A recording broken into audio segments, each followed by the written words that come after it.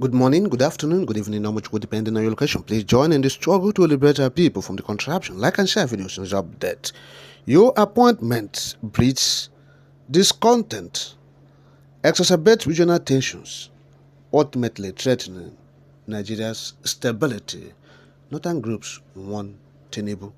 Oh yes, that's what's happening now. Some other groups have slammed Bola Ahmed Tinubu over what they described as the dominance of the Southwest in the appointment of heads of security agencies. Yes, they stated that the appointments were a promotion of sectionalism in the country. Now, this came after the recent appointment of Adeola Ajayi as the new Director General of the Department of State Services.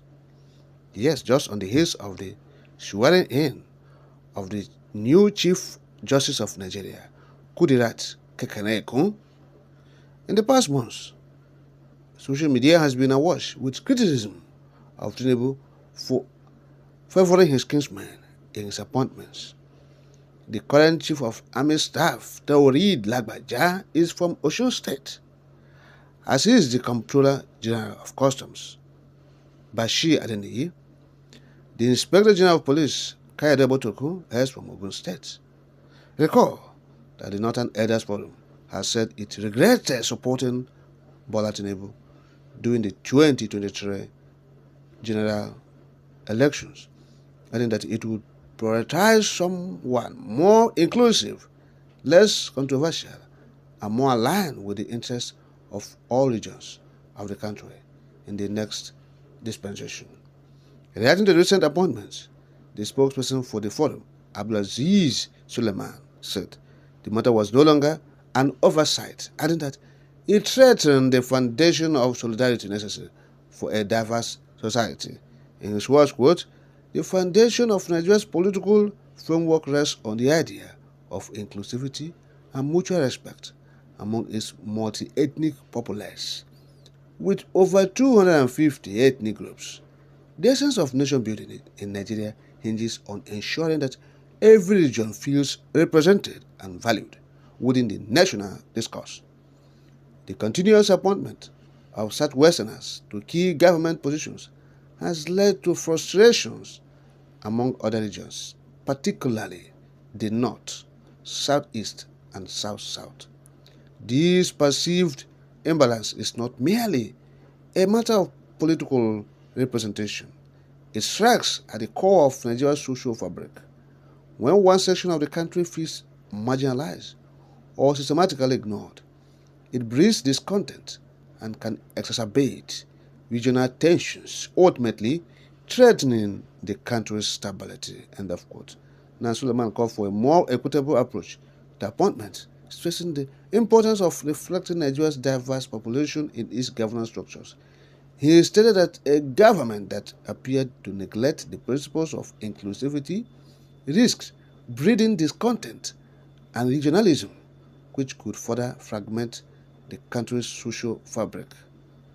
Yes, he said, it's disappointing and called for a more balanced approach that accommodates all regions equally.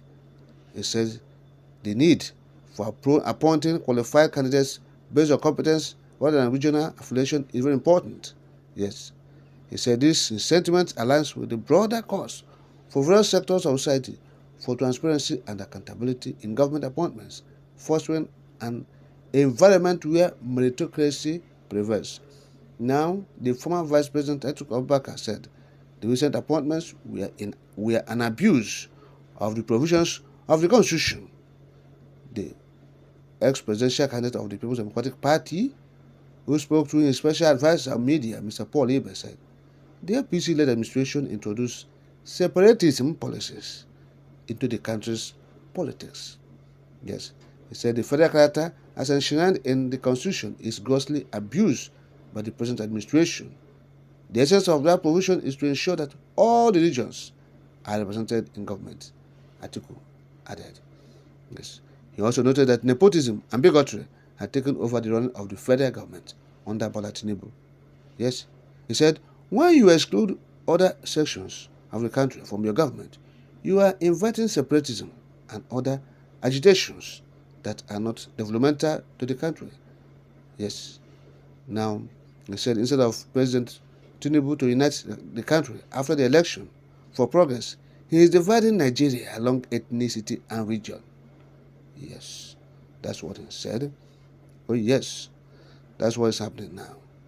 That's Atiku wading in, saying, look, that what Tinubu is doing is to bring anarchy to the country. Yoruba are the security heads. Oh yes, that's what they're saying, the Northern group. They forgot their own brother that stayed there for 8 years and was doing Fulanization of security apparatus. Fulanization of security heads, agencies, departments. Oh yes, the same thing Tinubu is doing. Yes, urbanization of the economy, of the security. Yes, everything. So that is it. So it's the turn of the Yorubas to urbanize the economy, urbanize the security agencies. Oh yes.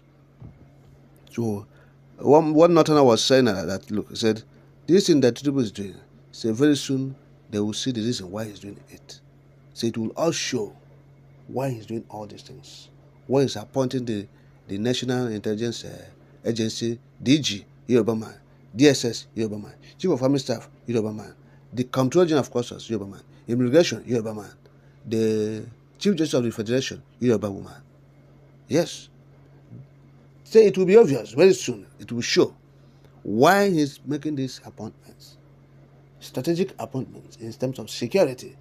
All Yorubas, all Yorubas, all Yorubas, all Yorubas. The Northerners say they're not happy about it. The Northern group, the youths, say they're not happy about it. Yes, they spoke against it. Yes. So that is what is happening.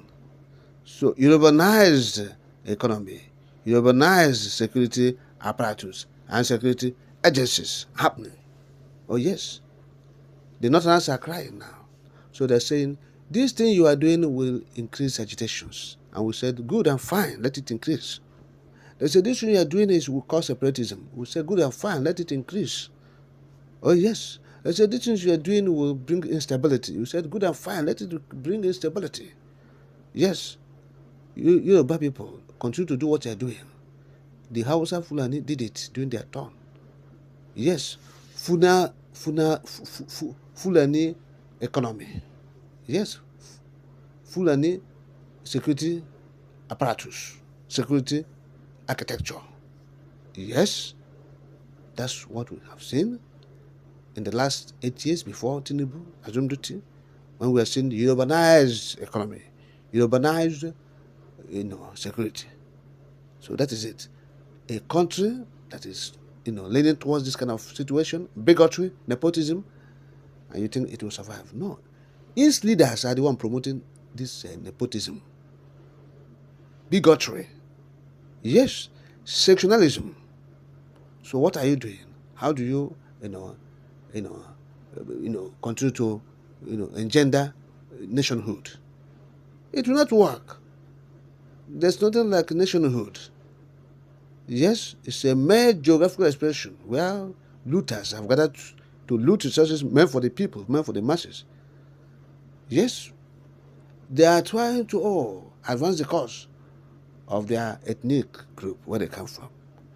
So nobody cater for the nation, to build a nation where people will feel free, feel one, and live together in peace, harmony, and development. Nobody is talking about that one. They're talking about how to loot the resources and advance the cause of their ethnic group, where they come from. Simple. So those who are into one Nigeria from the Biafran territory, Ndo, sorry, Bele. Now you, where they lose. You, where believe say, we are one Nigeria, and you are from Biafra land. You are the one where they don't beat. They have beaten you 10-0. Yes, they have beaten you. They have beaten you. So that's the point. They are not interested in nation building. The so-called leaders, they are not interested. They are coming there to advance their personal cause and the cause of their ethnic group, ethnic nationality. that is, you urbanize security agents, you urbanize the economy, they have a reason. You will see it very soon. Yes. So it's their turn. Emiloko, our turn to grab. Grab it all. Grab it all. Grab it all. It's our turn. Emiloko, it's our turn. And that is what's happening. The Fulani people aided them. And now they're crying foul play. Yes? When they were saying, it's our turn, Emiloko, it's our turn to grab, to loot resources. You help them. Yes? Instead of it, oh, Ndibo will not become president. They'll bring Biafra. This, all of you are seeing it. You are suffering it. Hardship. Petrol pump price now is about 1,500 naira. From 180 naira when this Emiloko assumed duty. Yes, just barely a year ago. Now it's 1,003 to 1,005. Official pump price of NNPC is almost 1,000 naira now. Yes, and independent marketers are still up to 1,500. So that is Emiloko. It's our turn. It's our turn. We must rule, and the Northerners supported it. So today, all of them are into it, suffering. The suffer will continue. It will not stop. It is going. The fuel will continue to go. Dollar will continue to, the naira will continue to, be devalued. Yes.